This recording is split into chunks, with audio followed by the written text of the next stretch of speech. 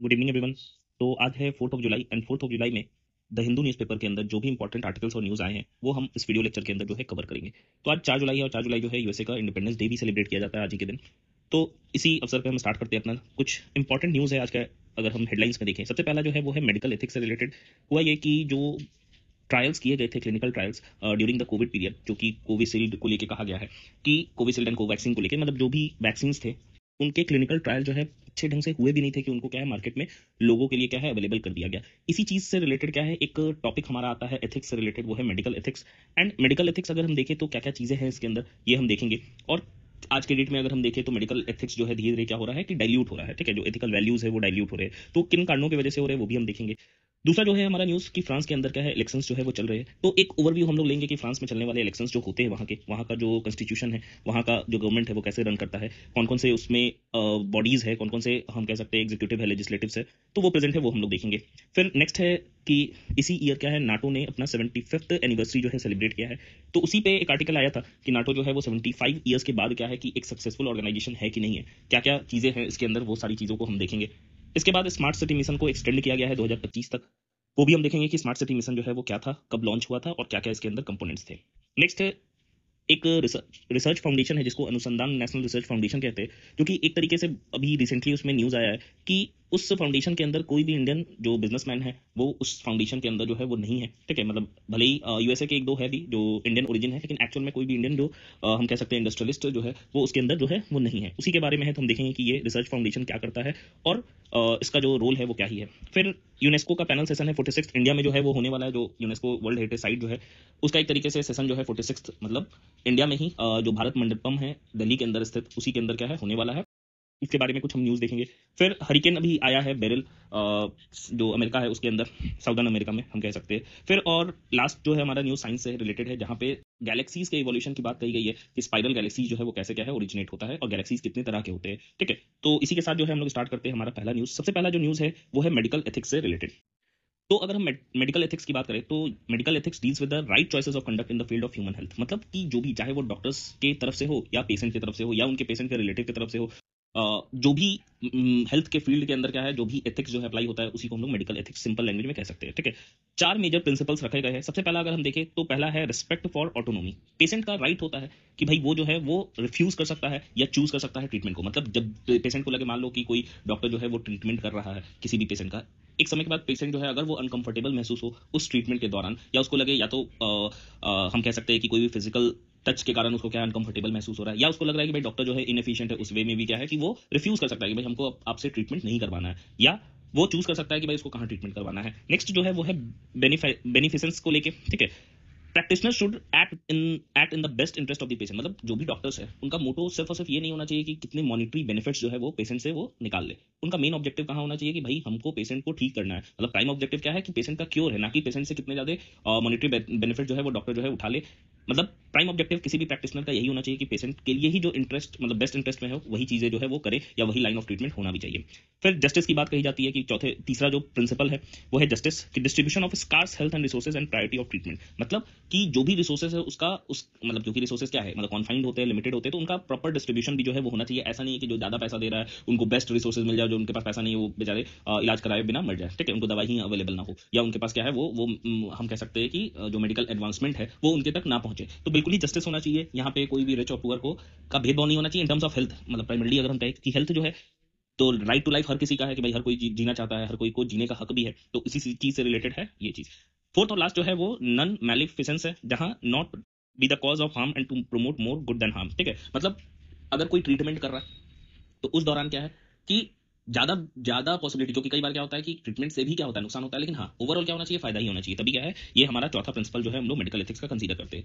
अब अगर देखो यहाँ पे बॉडी लिया गया कि several aspects of medical ethical standards include clinical trials, यहीं पे इसका बात भी कहा गया। जैसे कि इस आर्टिकल के अंदर अगर हम देखें तो कुछ एक दो लोग हैं, जैसे एक भोपाल गैस ट्रेजेडी जो है वो हुआ था, उसी के सर्वाइवर जो है वो है, और उन्होंने ही बताया कि भाई ड्यूरिंग कोरोना जो भारत बायोटेक का कोवैक्सीन है उसका क्या है जो ट्रायल्स है वो प्रॉपर तरीके से हुआ भी नहीं था, कि उसको क्या है मार्केट में सेल आउट जो है वो किया जाने लगा। तो क्या ये मेडिकली एथिक्स जो है वो सही यहाँ पे चल रहा है कि मेडिकली ये क्या है, या एथिकली ये चीज है कि भाई बिना प्रॉपर क्लिनिकल ट्रायल्स के आप ड्रग क्या है सेल आउट कर रहे हो मार्केट में। तो यही चीज यहाँ पे कहा भी गया है।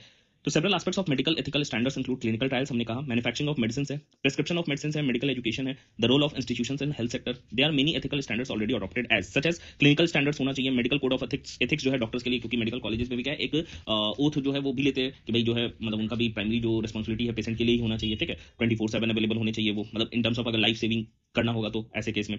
Standard operating procedure for hospitals के हॉस्पिटल कैसे मैनेज होंगे, ये भी एथिकली क्या है मेडिकल एथिक्स के अंदर आ गया, और साथ ही साथ practice of medical board to take important decisions, ठीक है।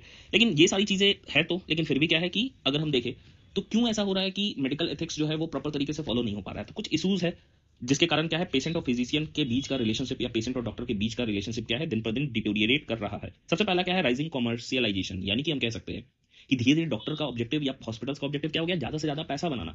उनका ऑब्जेक्टिव है ही नहीं कि भाई हम पेशेंट को जो है वो ट्रीट करे, वो ठीक करे, वो तो खैर एक बाई प्रोडक्ट हो गया आज के डेट में कि पैसा लेना है, ऑपरेशन करना है, उसके रिजल्टेंट ठीक तो हो ही जाएगा, ठीक है, क्योंकि वो प्रोसीजर वही फॉलो किया जाएगा। लेकिन जो ऑब्जेक्टिव है वो बदल गया। अब ऑब्जेक्टिव क्या है कि बड़े बड़े कॉर्पोरेट हॉस्पिटल्स बन गए हैं जहां पे मेन ऑब्जेक्टिव होता है कि किसी भी पेशेंट से कितना ज्यादा पैसा जो है वो बनाया जा सके।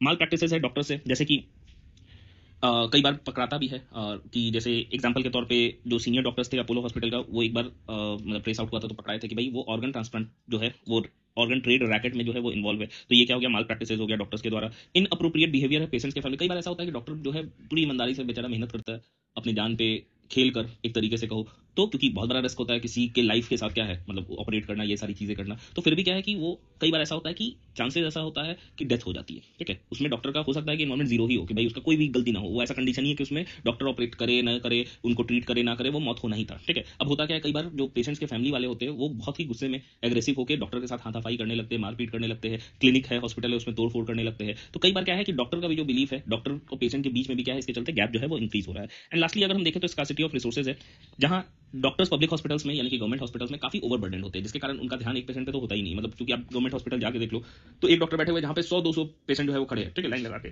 कि भाई हमको मिलना है, तो ऑब्वियसली एक पेशेंट पे जितना टाइम डॉक्टर को देना चाहिए उतना तो दे नहीं पाते हैं क्योंकि ओवरबर्डन है, ठीक है। इसी के बाद अगर देखा जाए तो किन किन स्टेप्स को हम ले सकते हैं या फॉलो कर सकते हैं ताकि ये जो मेडिकल एथिक्स है उसमें इंक्रीमेंट हमें देखने को मिले। सबसे पहला जो है वो है मेडिकल ह्यूमैनिटेरियनिज्म, ठीक है। The morale of the doctors needs to be boosted. Regular training and support should be given to imbibe the feeling of sympathy and compassion among doctors. ठीक है, तो धीरे धीरे क्या हुआ है कि आप देखो यहाँ पे कि धीरे धीरे डॉक्टर्स का भी माइंडसेट कैसे हो गया कि भाई जितना ज्यादा हम मनी बेस्ड है, ठीक है, तो बोला गया कि भाई उनको भी ह्यूमैनिटेरियन ग्राउंड्स पे ट्रेनिंग दिया जाए कि भाई आप में भी करुणा की भाव आए, सिंपैथी आए पेशेंट के लिए कि भाई गरीब आदमी है कहाँ से लाके पैसा देगा, अगर हम ओवर चार्ज करेंगे तो, ठीक है, या थोड़ा सा हम रिबेट ही कर दिए उसके लिए सहूलियत हो जाएगी। तो ये सारे जो कंपैशन वाली फीलिंग है उसको वापस से इम्बाइब किया जाए डॉक्टर्स के अंदर। फिर है नीड फॉर रिस्पेक्टफुल इंटरेक्शन, कि डॉक्टर्स जो है उनको भी मतलब कि कम्युनिकेट करने के लिए क्या है कि एक तरीके से प्रिपेयर किया जाए कि पेशेंट से वो कैसे डील करे, ठीक है। साथ ही साथ पेशेंट के जो लोग हैं वो भी क्या है डॉक्टर्स के लिए रिस्पेक्टफुली रहे कि भाई डॉक्टर्स असल में क्या कर रहे हैं, आप ही के पेशेंट को ट्रीट कर रहे हैं और पेशेंट को ट्रीट कर रहे हैं मतलब जान बच रही है। फोकस ऑन इमरजेंसी मेडिसिन की बहुत सारे क्या है डॉक्टर्स को, जैसे ज्यादातर इमरजेंसी मेडिसिन में क्या होता है कि एकदम लाइफ थ्रेटनिंग कंडीशन रहता है, ठीक है, तो उस केस में क्या है कई बार ऐसा रहता है कि पेशेंट के फैमिली वाले को बताना होता है कि भाई अभी एकदम ही नीड है किस चीज का, दूसरा हो सकता है कि जान भी चली जाती है। तो उस केस में बोला गया कि भाई डॉक्टर्स को बिल्कुल ही क्या है कि ट्रेन किया जाए, ठीक है, बिल्कुल ही ट्रेन किया जाए, मतलब एक स्पेशल रेसिडेंट मतलब इमरजेंसी मेडिसिन रेसिडेंट्स जो होते हैं उनको स्पेशलिटी उनमें ट्रेनिंग दिया जाए उनको 2-4-6 महीने की, कैसे मतलब लोगों को भी हैंडल, सिर्फ और सिर्फ मेडिकल साइंस की जानकारी नहीं, मतलब पब्लिक एडमिनिस्ट्रेशन भी उनको सिखाया जाए कि वर्स्ट कंडीशन में जहां पे आपको न्यूज देना है कि भाई ये आदमी जो है वो मर चुका है तो वो आप कैसे दे सकते हो, तो इस चीज की ट्रेनिंग दी जाए। लास्टली अगर देखा जाए तो imbibing confidence among the doctors, और डॉक्टर्स को भी समझाना चाहिए कि भाई आप जो है वो बहुत इंपॉर्टेंट पार्ट है सोसाइटी के। और साथ ही साथ क्या है डॉक्टर्स को अगर हम इंकरेज करेंगे तभी, कई बार क्या होता है कि डॉक्टर्स डर के मारे केस को लेते भी नहीं है कि भाई अगर इसकी जान चली जाएगी तो हमको मार देंगे लोग या मेरे यहाँ तोड़फोड़ करेंगे। तो उस केस में क्या डॉक्टर को इंकरेज करना चाहिए, जगह जगह पे सीसीटीवी कैमरास भी जो है वो लगाने चाहिए ताकि डॉक्टर को भी लगे कि वो भी क्या है वो पूरा कंडीशन जो है सर्वेलेंस में जो है सर्वेलेंस के अंदर है, ठीक है। तो ये सारी चीजें जो है वो हम परफॉर्म कर सकते हैं, इन सारे स्टेप्स को ले सकते हैं ताकि जो डॉक्टर और पेशेंट के बीच का रिलेशनशिप हो वो एक तरीके से हील हो और जो ट्रस्ट है वो एक दूसरे पे बिल्डअप हो, ठीक है। तो यही न्यूज था हमारा मेडिकल एथिक्स से रिलेटेड। नेक्स्ट अगर हम देखें तो फ्रांस के अंदर क्या है कि इलेक्शंस चल रहे हैं, तो हम लोग देखते हैं कि फ्रांस का जो कॉन्स्टिट्यूशन है वो कैसा डिजाइन है, ठीक है, क्योंकि हम हमारे लिए फ्रांस जो है काफी इंपॉर्टेंट है क्योंकि बहुत सारे क्या है जो डिफेंस डील्स है, जैसे राफेल भी हमने क्या है फ्रांस से ही खरीदा है, तो हमारे लिए काफी इंपॉर्टेंट है कि हम फ्रांस में अगर गवर्नमेंट चेंज होता है तो उसका इंपैक्ट इंडिया पे भी जो है वो पड़ेगा उस रिलेशनशिप का, ठीक है। अगर हम फ्रांस की बात करें तो फ्रांस जो है एक रिपब्लिक है, यानी कि जो हेड ऑफ द गवर्नमेंट होता है या हेड ऑफ द स्टेट जो होता है, sorry head of the state जो होता है वो इलेक्टेड होता है, ठीक है, मतलब रिपब्लिक उसको कहते हैं जहां हेड ऑफ द स्टेट क्या होता है एक तरीके से इलेक्टेड होता है, उसी को रिपब्लिक कहते हैं। The institutions of governance of France are defined by the constitution, ठीक है, तो जो भी फ्रांस के अंदर गवर्नेंस होता है, ठीक है, वो उसके कॉन्स्टिट्यूशन के द्वारा ही क्या है डिफाइन होता है। एंड उस कॉन्स्टिट्यूशन, क्योंकि बार बार क्या है कॉन्स्टिट्यूशन चेंज हुआ है, तो लास्टली अगर हम देखें तो मेजर जो है वो चेंज हुआ था, तो उसके बाद से वहां के कॉन्स्टिट्यूशन को हम फिफ्थ रिपब्लिक कहते हैं, ठीक है। The constitution has been modified several times since the start of the fifth republic, mostly in July, most recently in July 2008। तो लास्ट बार जो फिफ्थ रिपब्लिक जो है एक तरीके से अमेंड हुआ है वो 2008 जुलाई के अंदर हुआ है। मतलब सिंपल सा चीज है, फ्रांस के गवर्नेंस को या फ्रांस को ही हम लोग फिफ्थ रिपब्लिक कह सकते हैं, क्योंकि कई बार क्या है हम फ्रेंच रिवॉल्यूशन में भी पढ़ते हैं कि चीजें जो है बहुत चेंज हुई, तो एक रिपब्लिक का फॉर्मेशन जो हुआ वो फिफ्थ टाइम्स पे हुआ, इसीलिए उसको फिफ्थ रिपब्लिक हम लोग कहते हैं। एंड उसमें भी कॉन्स्टिट्यूशन क्या है बार बार अमेंड हुआ है, एंड इस वजह से क्या है लास्ट बार जो मॉडिफाई हुआ था वो 2008 जुलाई के अंदर था। अगर हम फिफ्थ रिपब्लिक की बात करें तो फिफ्थ रिपब्लिक का एस्टेब्लिशमेंट जो है फ्रांस के अंदर 1958 में हुआ था, एंड मेनली जो फर्स्ट प्रेसिडेंट थे फिफ्थ रिपब्लिक के जनरल डी गॉले, इन्होंने ही क्या है एस्टेब्लिश किया था फिफ्थ रिपब्लिक को। एंड जो प्राइम मिनिस्टर थे उनके वो माइकल डेब्रे थे, तो एक हो गए जनरल डी गॉले जो कि फर्स्ट प्रेसिडेंट थे फिफ्थ रिपब्लिक का, 1958 में बना था, और प्राइम मिनिस्टर कौन थे, माइकल डेब्रे, जो कि वहां पे प्राइम मिनिस्टर बने थे। तो ये फर्स्ट प्रेसिडेंट हो गए, फर्स्ट प्राइम मिनिस्टर हो गए किसके, फिफ्थ रिपब्लिक के, जो कि फ्रांस के अंदर बना 1958 के अंदर। उसके बाद से 17 टाइम्स क्या है फिफ्थ रिपब्लिक अमेंड हुआ है, ठीक है। दो the French constitution is parliamentary, parliamentary भले ही मतलब पावर जो है वो किसके पास होना चाहिए था, पावर जो है वो प्राइम मिनिस्टर के पास होना चाहिए था, ठीक है। मतलब प्राइम मिनिस्टर क्यों, क्योंकि वो हेड ऑफ द पार्लियामेंट हो गए, एक तरीके से रिप्रेजेंटेटिव है, मतलब मेनली क्या है पार्लियामेंटेरियन टाइप के गवर्नमेंट में हम कह सकते हैं कि मेन पावर किसके पास होना चाहिए, मेन पावर आपके जो लेजिस्लेचर है उनके पास होना चाहिए, ठीक है। बट रिलेटिवली अगर देखा जाए तो प्रेसिडेंट और मिनिस्टर्स के पास क्या है ज्यादा ही पावर होता है, मतलब अदर डेमोक्रेसी से कंपेयर करें तो यहाँ पे क्या है फ्रांस के अंदर लेजिस्लेचर की तुलना में एग्जीक्यूटिव यानी कि प्रेसिडेंट और जो मिनिस्टर्स हैं उनके पास क्या है ज्यादा पावर होता है, ठीक है। नेक्स्ट अगर हम देखें तो जो एग्जीक्यूटिव ब्रांच है वो कौन सा है हमारा, तो हेड ऑफ स्टेट और हेड ऑफ एग्जीक्यूटिव जो है वो प्रेसिडेंट होते हैं, जो कि यूनिवर्सल सफराज के द्वारा क्या है इलेक्टेड होते हैं। मतलब यूनिवर्सल सफराज मतलब 18 के ऊपर जो भी होंगे सारे लोग जो है वो वोट देंगे irrespective of caste, creed, sex, religion, ठीक है, रेस, सारी चीजें हो गई, प्लेस ऑफ ओरिजिन सब चीज हो गया उसमें, ठीक है। ओरिजिनली अगर देखा जाए तो फिफ्थ रिपब्लिक का जो प्रेसिडेंट का जो टेन्योर था वो 7 साल का था, ठीक है, जिसको एनी नंबर ऑफ टाइम्स क्या है रिन्यू किया जा सकता था, मतलब एक इंसान 7 साल तक प्रेसिडेंट बना रहेगा और अपने जीवन में बहुत बार प्रेसिडेंट बन सकता है, मतलब एनी नंबर ऑफ टाइम्स हो सकता है। लेकिन 2002 के अंदर क्या है उसको चेंज कर दिया गया, बोला गया कि भाई टेन्योर जो है वो 5 साल का रहेगा, और 2008 कॉन्स्टिट्यूशनल रिफॉर्म के बाद मैक्सिमम नंबर ऑफ टर्म्स एक प्रेसिडेंट जो रह सकता है वो 2 हो गया, मतलब पहले कितना था 7 था और एनी नंबर ऑफ टाइम्स था, लेकिन 2002 के बाद उसको 5 किया गया और 2008 के बाद उसको कर दिया गया कि भाई 5 साल पे तो बनेगा लेकिन मैक्सिमम 2 ही बार बन सकते हैं, ठीक है। The president who is also the supreme commander of the military determines policy with the aid of his council of ministers, ठीक है। तो प्रेसिडेंट जो है वो क्या होते हैं, कमांडर इन चीफ होते हैं आपके मिलिट्री के लिए, साथ ही साथ जो भी पॉलिसी है उसको क्या है डिसाइड करते हैं along with the council of ministers. अगर हम थ्योरी में देखें तो मिनिस्टर जो है वो they are chosen by the prime minister, लेकिन प्रैक्टिस में अगर हम देखें तो अगर प्रेसिडेंट और प्राइम मिनिस्टर क्या है डिफरेंट पॉलिटिकल पार्टीज के नहीं है, ठीक है, मतलब उस केस में क्या है, उस केस में एक तरीके से कोलिशन गवर्नमेंट बनता है, ठीक है, जहां प्राइम मिनिस्टर और प्रेसिडेंट जो है अलग अलग पार्टीज को बिलोंग करते हैं। नॉर्मल केस में क्या है कि अगर दोनों ही क्या है एक ही पार्टी पॉलिटिकल पार्टी को है बिलोंग कर रहे हैं, एक ही पॉलिटिकल स्पेक्ट्रम को बिलोंग करते हैं, तो उस केस में प्राइम मिनिस्टर और प्रेसिडेंट जो है वो एक दूसरे के साथ मिलकर जो है वो गवर्नमेंट जो है वो चला रहे होते हैं, ठीक है। फ्रांस के अंदर president must approve the appointment of government ministers, president he approve करते हैं कि भाई वहां के मिनिस्टर्स का अप्रूवल एक तरीके से वही समझो कि ओथ दिला रहे हैं, ठीक है। The cabinet meets only on a weekly basis and is presided over by the president. अब कैबिनेट यहाँ पे कौन प्रिसाइड कर रहा है, तो हमारे प्रेसिडेंट करते हैं वहां पे, ठीक है। तो ये हमारा एग्जीक्यूटिव ब्रांच हो गया। अगर हम लेजिस्लेटिव ब्रांच की बात करें तो फ्रांस का जो पार्लियामेंट है वो 2 हाउसेस और 2 चेंबर्स में बटा हुआ है, ठीक है। लोअर हाउस और प्रिंसिपल हाउस ऑफ पार्लियामेंट जो है वो असेंबली नेशनल है और नेशनल असेंबली है, और जो सेकंड चेंबर है उसको हम लोग सीनेट कहते हैं या सीनेट कहते हैं, ठीक है। तो जिस तरह यूएस के अंदर जो है अपर हाउस लोअर हाउस, हमारे यहाँ भी upper house lower house, France में भी अपर हाउस लोअर हाउस है, और लोअर हाउस जो है वही प्रिंसिपल हाउस है, जैसा हमारे यहाँ भी क्या है जो गवर्नमेंट के अंदर लोकसभा जो है प्रिंसिपल हाउस के रूप में है। तो लोअर हाउस को नेशनल असेंबली कहते हैं, अपर हाउस को या सेकंड चेंबर को हम लोग सीनेट कहते हैं। Member of parliament called deputies are elected by universal suffrage in general elections that take place every 5 years. तो हर 5 साल में जनरल इलेक्शन होता है, तो हमारे ही तरह वहां पे भी क्या है एमपीज जो है वो चुने जाते हैं। Senators are elected by grand electors who are mostly other local elected representatives. तो जिस तरह हमारे यहाँ राज्यसभा के अंदर क्या इलेक्शंस होते हैं इनडायरेक्ट वे में, भाई जो इलेक्टेड है फिर वो इलेक्ट करेंगे, ठीक है, उसी तरह वहां पे भी ग्रैंड इलेक्टर्स होते हैं जो कि इलेक्ट करते हैं किनको, सेनेटर्स को। जो इलेक्टोरल सिस्टम है पार्लियामेंट्री इलेक्शंस का वो 2 राउंड में होता है। कोई भी candidate can be elected on a first round by obtaining an absolute majority of votes cast, ठीक है। तो कोई अगर कैंडिडेट जो है तो सिंपल सा चीज है कि वहां पे भी जो इलेक्टोरल सिस्टम होता है पार्लियामेंट्री इलेक्शन का, अगर क्या है कि पहले राउंड में ही कोई एब्सोल्यूट मेजॉरिटी लेके जीत जाता है तो उस केस में क्या है कि वही जो है वो प्रेसिडेंट बन जा रहा है। अगर क्या है कि वो नहीं जीत पाएगा, ठीक है, तो उस केस में क्या है कि अगर 2 या 2 से अधिक कैंडिडेट है तो उसके केस में हम कह सकते हैं सेकंड राउंड जो है वो ऑर्गेनाइज करवाया जाता है। नेक्स्ट अगर हम देखें वहां के इंपॉर्टेंट पॉलिटिकल पार्टीज के बारे में, तो करेंटली एज ऑफ 2024 फ्रांस के अंदर जो गवर्नमेंट है इज फॉर्म्ड बाई जो वहां की पार्टी है जिसको हम लोग कहते हैं ला रिपब्लिक एन मार्च पार्टी, जिनके प्रेसिडेंट जो है इमैनुअल मैक्रोन है, ठीक है। अदर भी वहां पे पॉलिटिकल पार्टीज अगर हम कहें तो कुछ राइट विंग की है, कुछ लेफ्ट विंग की पार्टीज है, कुछ ऐसी हैं जो ना तो राइट है ना तो लेफ्ट है, ठीक है। तो मेन पॉलिटिकल पार्टीज अगर हम देखें तो राइट विंग की पार्टी जो है वो पॉपुलर यूनियन मूवमेंट है, यूएमपी इसको कहते हैं, ठीक है। सेंटर राइट में अगर हम देखें तो द न्यू सेंटर है and the new Democrats and independent जो कि लॉन्च हुआ था 2012 के अंदर, ठीक है। सेंटर लेफ्ट में है democratic movement party. Left side में देखें तो सोशलिस्ट पार्टी है, since June 2012 the party is in power, the French communist party, the green party, ये सारे क्या हो गए लेफ्ट साइड में। France also has surprisingly resilient extremist parties on the left, on the right, including the NPA and the workers party, Trotskyist workers party and national front जो party है, ये आपके मतलब एक्सट्रीमिस्ट राइट और left हो गए। ठीक है, तो सिंपल है कि अभी जो है वो इमैनुअल मैक्रोन वहाँ के प्रेसिडेंट है और अभी इलेक्शन चल रहा है, बाकी रिजल्ट आएगा तो उसको हम लोग देखेंगे कि वहाँ कौन सी पार्टी जो है वो जीतती है। ये सारे पॉलिटिकल पार्टीज है वहाँ पे जो कि मेन पॉलिटिकल पार्टीज के रूप में एस्टेब्लिश्ड है। तो इसमें इतना ही हमको देखना था। इसके बाद अगर हमारे पास जो न्यूज़ है वो ये है कि इसी साल क्या है 75 ईयर्स जो है वो पूरे हुए हैं नाटो एज एन ऑर्गेनाइजेशन का। तो उसके बारे में जो है हमको देखना है कि नाटो है क्या और किस लिए जो है इसको बनाया गया था। तो अगर हम नाटो की बात करें तो it is an international military alliance founded on the North Atlantic treaty which was ratified in 1949। तो 1949 में जो है वो उसको बनाया गया था। इस ट्रीटी को हम लोग वाशिंगटन ट्रीटी भी जो है वो कहते हैं, जिस ट्रीटी के थ्रू क्या है नाटो एज एन ऑर्गेनाइजेशन या एज एन मिलिट्री अलायंस हम कह सकते हैं फॉर्मेशन जो है वो हुआ था। अगर हम ऑब्जेक्टिव्स की बात करें तो नाटो जो है वो मेनली उनका मेन एजेंडा क्या है कि भाई हमको हर जगह डेमोक्रेसी जो है लेके आना है। ठीक है, and it allow its members to consult and collaborate on defence and security problems. जो भी मेंबर्स कंट्रीज होंगे आपस में क्या है डिफेंस और सिक्योरिटी को लेकर क्या है आपस में बात कर सकते हैं, कंक्लूड कर सकते हैं, चीजें रिजॉल्व कर सकते हैं जो भी प्रॉब्लम हो। NATO is committed to peaceful conflict resolution and crisis management. जो भी कॉन्फ्लिक्ट होगा उसमें क्या रिजोल्यूशन हो जाए, रिजॉल्व हो जाए, वो सारी चीजें। NATO has only once activated Article 5 on September 12, 2001 in response to the 9/11 attacks on the World Trade Center in the United States. Article 5 जो है नाटो का क्या है, वो सिंपल सा चीज है कि अगर कोई नाटो मेंबर है उस पर कोई भी कंट्री अटैक करती है, वो पूरे नाटो अलायंस का पे एक तरीके से क्या है अटैक जो है वो माना जाएगा। यही इसका आर्टिकल 5 जो है वो कहता है। ठीक है, हेडक्वार्टर्स अगर देखा जाए तो ब्रुसेल्स के अंदर है, ब्रुसेल्स बेल्जियम में ही स्थित है। हेडक्वार्टर अगर अलाइड कमांड ऑपरेशन को देखें तो वो क्या है मॉन्स बेल्जियम के अंदर है, यानी कि याद रखना है हेडक्वार्टर्स बेल्जियम के अंदर है। मेंबरशिप अगर हम नाटो का देखे तो ओरिजिनल मेंबर्स थे बेल्जियम थे, Canada, Denmark, France, Iceland, Italy, Luxembourg, Netherlands, Norway, Portugal, United Kingdom and United states.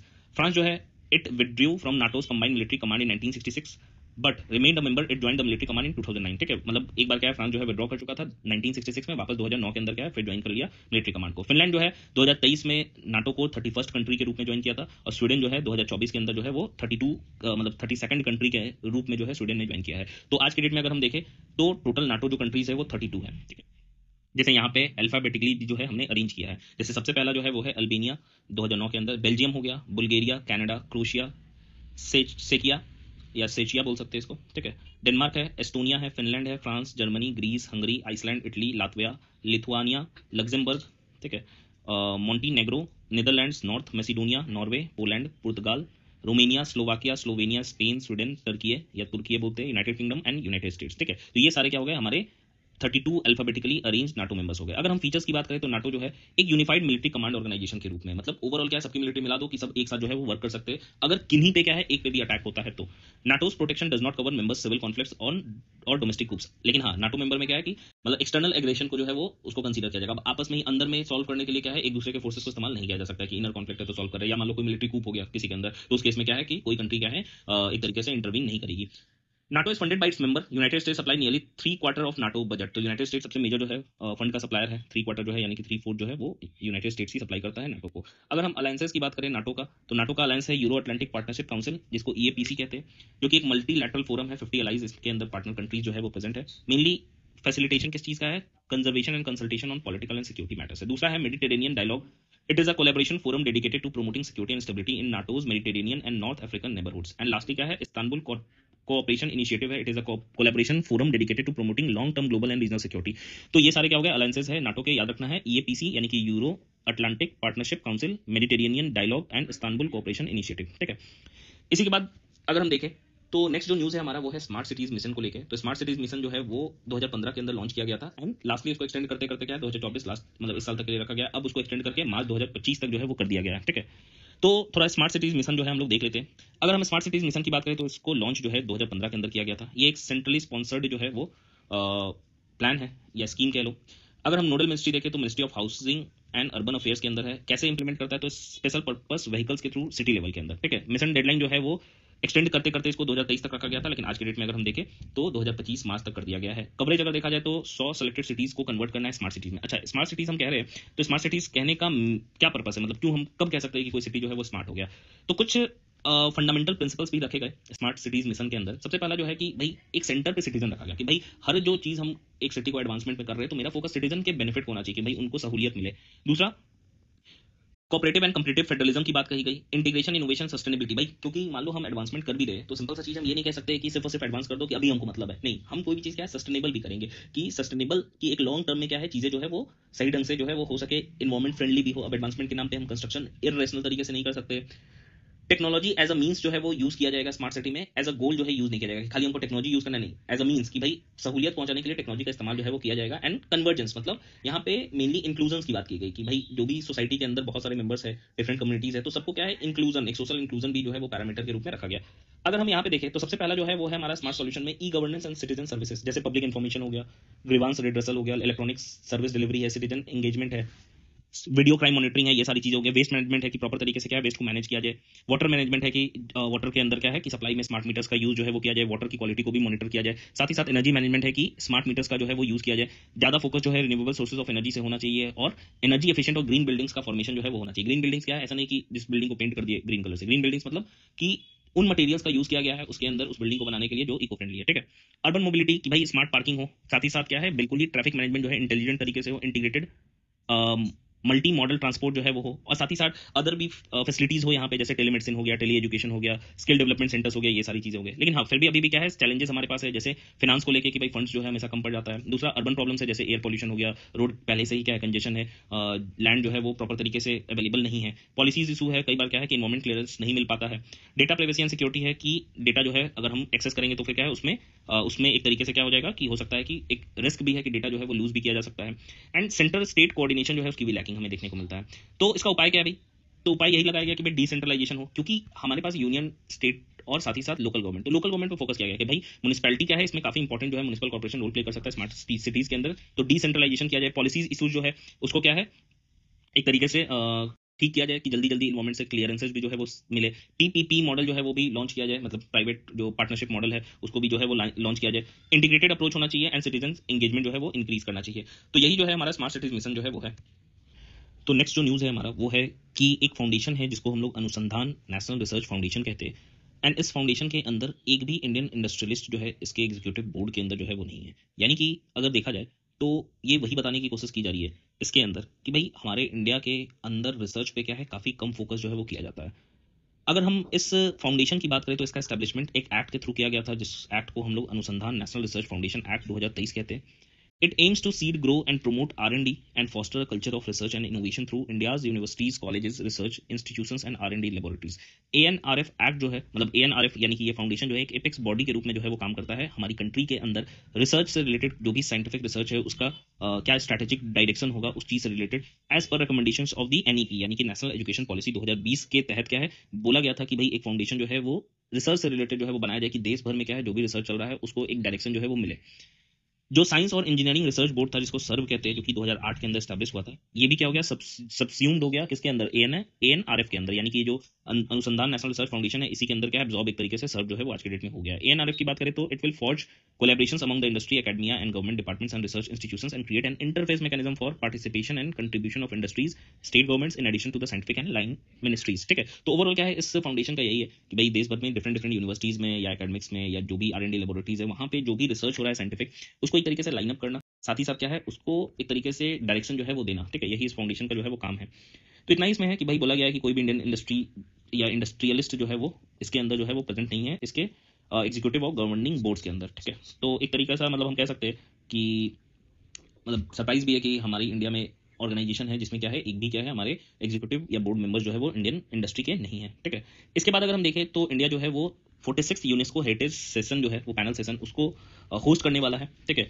The 46th session of the UNESCO world heritage committee जो है वो होस्टेड होगा इंडिया के द्वारा जुलाई 21 से लेकर 31 के बीच में। कहाँ पे है तो भारत मंडपम न्यू दिल्ली के अंदर। तो ये 46th जो है वो session UNESCO world heritage committee का जो है वो होने वाला है 21 जुलाई से लेकर 31 जुलाई के बीच में। अब ये वर्ल्ड हेरिटेज कमेटी है क्या, it is a guardian of global culture. The world heritage committee plays a crucial role in safeguarding humanity's most precious cultural and natural sites. Key facts अगर हम इस कमेटी को देखें तो इस कमेटी के अंदर 21 स्टेट पार्टीज जो है वो प्रेजेंट है।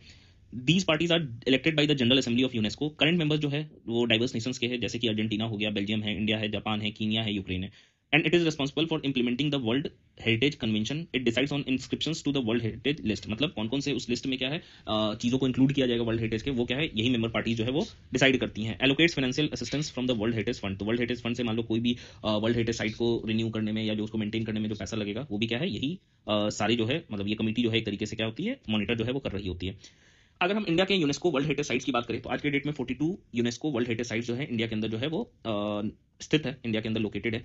इसमें से कुछ इंपॉर्टेंट जो है जैसे शांति निकेतन है जो कि established by Nobel laureate Rabindranath Tagore which became India's 41st world heritage site in सितंबर 2023। तो सितंबर 2023 के अंदर जो शांति निकेतन रविंद्रनाथ टैगोर के द्वारा क्या स्थापित किया गया था उसको क्या है 41st जो है वर्ल्ड हेरिटेज साइट के रूप में जो है वो कंसीडर किया गया है, माना गया है। अगर हम एजेंडा और एक्सपेक्टेशन की बात करें तो मेन एजेंडा क्या है इस कन्वेंशन का या इस जो कमेटी है उसका, जो मतलब जो सेशन होने वाला है उसका अभी तक तो डिस्क्लोज नहीं है, लेकिन हाँ फिर भी कुछ इंपॉर्टेंट एरियाज है जैसे एग्जिस्टिंग जो साइट है उसको रिव्यू करना, नए नॉमिनेशंस को जो है वो फाइल करना कि और भी क्या है उस लिस्ट के अंदर जो हम लोग ऐड ऑन कर सकते हैं, फंडिंग जो है उसको एलोकेट करना और पॉलिसी जो है उसको डिस्कस करना। अगर हम ग्लोबल सिग्निफिकेंस की बात करें इस सेशन की तो इस सेशन का काफी इंपॉर्टेंट जो है इंपॉर्टेंस माना जा रहा है क्योंकि पैंडेमिक के बाद जो है वो ये सेशन जो है ऑर्गेनाइज हो रहा है न्यू दिल्ली के अंदर, जहां नए नए चैलेंजेस भी है अपॉर्चुनिटीज भी है।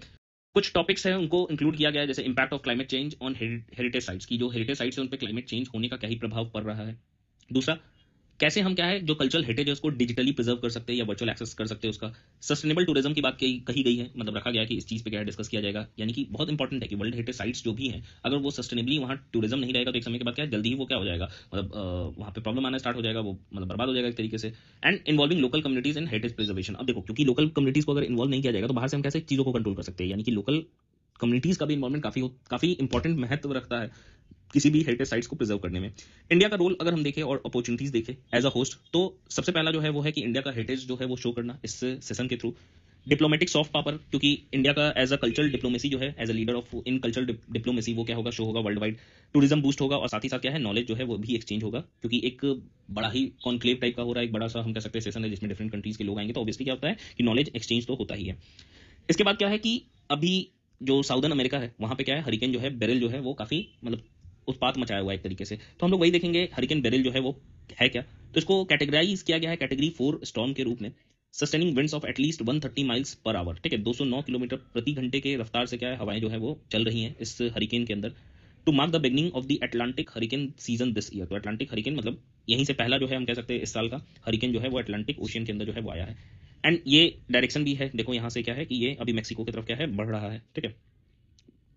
नेक्स्ट अगर हम देखें तो बोला गया कि भाई हरिकेन जो है वो आखिर बनते कैसे हैं, ठीक है क्या और बनते कैसे हैं। तो ट्रॉपिकल साइक्लोन्स और hurricanes use warm moist air as fuel and therefore form over warm ocean waters near the equator. तो जनरली क्या होते हैं जैसे हमारे यहाँ ट्रॉपिकल साइक्लोन्स होते हैं तो उससे कुछ अलग नहीं है, जो अमेरिकन साइड है जो वेस्टर्न साइड है वहाँ पे उसको हरिकेन्स बोलते हैं हम लोग। तो ट्रॉपिकल साइड में ही हरिकेन्स का फॉर्मेशन होता है जहाँ पे एक सेंटर पे क्या हो जाता है कि अगर हम देखें तो एक कोर बन जाता है जिसको आई हम कह सकते हैं, जहाँ पे क्या होता है एक वार्म एयर बीच से क्या होता है मूव कर रहा होता है, तो एक लो प्रेशर एरिया का फॉर्मेशन होता है बीच में एंड हाई प्रेशर विंड जो है वो फ्लो कर रहा है ऊपर की ओर में, ठीक है। तो ऐसा क्या है कि कुछ हमको मतलब बीच में सेंटर पे क्या होगा लो प्रेशर होगा यानी कि वार्म एयर जो है वो प्रेजेंट होगा।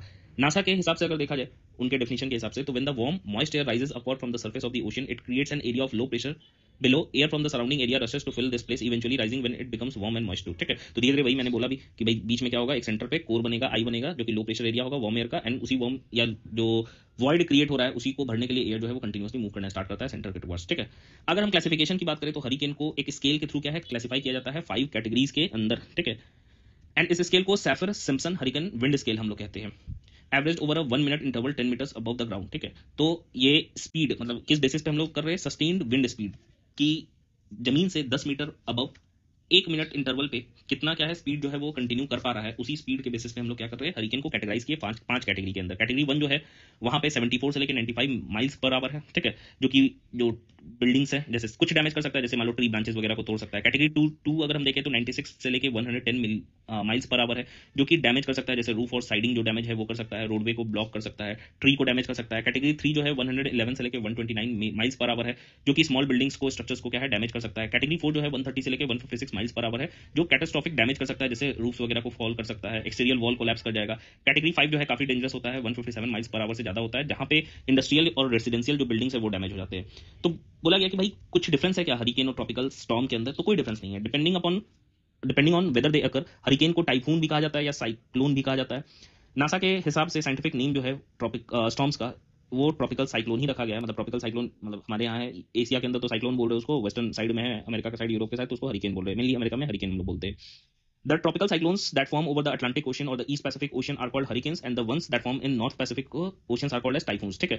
Tropical storm that form in Bay of Bengal or the Arabian Sea are called as cyclone। तो तीनों चीज एक ही है, मतलब सारे के सारे नासा के हिसाब से क्या है, तीनों के तीनों ट्रॉपिकल साइक्लोन्स है। ठीक है। और ट्रॉपिकल साइक्लोन जो है वो तीनों ही है, नाम अलग अलग है। मतलब अगर अटलांटिक ओशन और ईस्टर्न पैसिफिक ओशन में बनेगा तो उसको हरिकेन बोलेंगे, नॉर्थ वेस्ट पैसिफिक ओशन में बनेगा तो टाइफून बोलेंगे, और बे ऑफ बंगाल और अरेबियन सी में बनेगा तो उसको सिंपल साइक्लोन हम लोग बोल सकते हैं। ठीक है।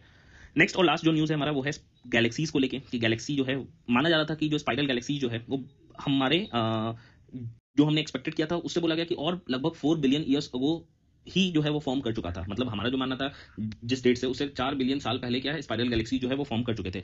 अगर हम गैलेक्सीज की बात करें तो सिंपल सा चीज क्या है कि यहाँ पे क्या है, क्लस्टर है स्टार्स का, गैसेस का, डस्ट है, जो कि एक ग्रेविटेशनल अट्रैक्शन के द्वारा क्या है एक दूसरे से जुड़े हुए होते हैं।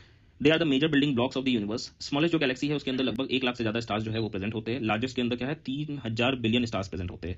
अगर हम लोग देखें शेप के आधार पे तो 3 तरह के गैलेक्सीज होते हैं, एक एलिप्टिकल होता है, दूसरा इरेगुलर होता है, तीसरा स्पाइरल होता है, जो कि हमने डिस्कवर भी किया कि भाई अभी जो है स्पाइरल गैलेक्सी जो है वो एक तरीके से बहुत पुराने हैं। अगर हम स्पाइरल गैलेक्सीज और एलिप्टिकल गैलेक्सीज को कंपेयर करें तो स्पाइरल गैलेक्सी का एग्जांपल जो है हमारा हो गया जैसे मिल्की वे गैलेक्सी, जो कि एक डिस्क शेप्ड गैलेक्सी है which has a greater concentration of stars near its center. They consist of populations of old stars in the center and the youngest stars located in the arms। मतलब जितना दूर रहेगा centre से वो उतना younger stars होगा, जितना centre पे रहेगा उतना जो ओल्डेस्ट स्टार जो है वो होगा।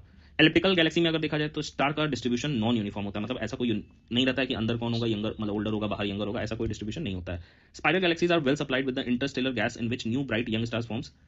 और स्पाइरल गैलेक्सीज में क्या होता है कि इंटरस्टेलर गैसेस जो है वो सप्लाई करते हैं जिसमें नए स्टार्स जो है वो बन रहे होते हैं। अगर हम इलेक्ट्रिकल गैलेक्सीज की बात करें तो most of the member stars जो है वो काफी पुराने होते हैं और कोई भी नया स्टार जो है फॉर्म नहीं कर रहा होता है। स्पाइरल गैलेक्सी जो होते हैं स्मॉलर होते हैं, लेस ब्राइट होते हैं, जबकि अगर हम देखें इलेक्ट्रिकल गैलेक्सीज को तो वो ब्राइटेस्ट गैलेक्सी होते हैं पूरे यूनिवर्स के अंदर। तो यही बोला गया कि स्पाइरल गैलेक्सी जो है इवॉल्व किया 4 billion years sooner than expected. ठीक है। मतलब उसके पहले ही जो है वो 4 बिलियन साल पहले ही इवॉल्व किया गया था जहां से एक्सपेक्टेड माना गया था पहले। तो यही था आज का जितना भी न्यूज़ हमने कवर कर लिया। तो thank you so much. And इस सेशन के पीडीएफ को आप इस टेलीग्राम चैनल से डाउनलोड कर सकते हैं जिसका नाम जो है वो अननोन आईएएस है, ये इसका यूजर नेम है। तो thank you so much and good night.